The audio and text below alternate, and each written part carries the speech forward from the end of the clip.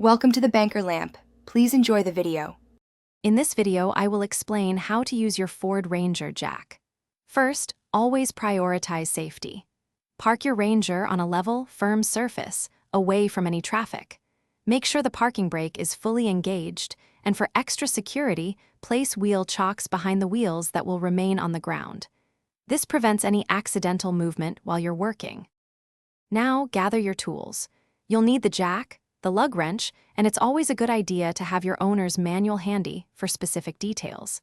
Carefully slide the jack under the vehicle, aligning its head precisely with the designated jacking point. These points are usually reinforced areas on the frame or pinch welds.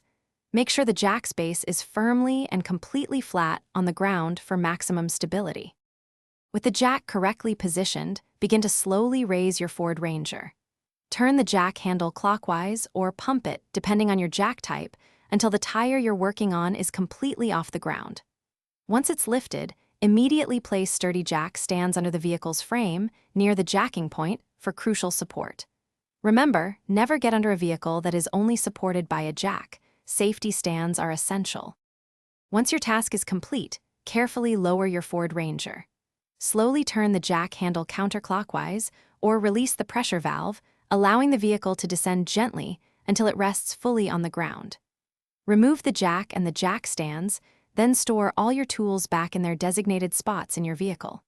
For other great deals and to upgrade your clean game with the Shark AI Ultra Robot Vacuum, check the link in the description below.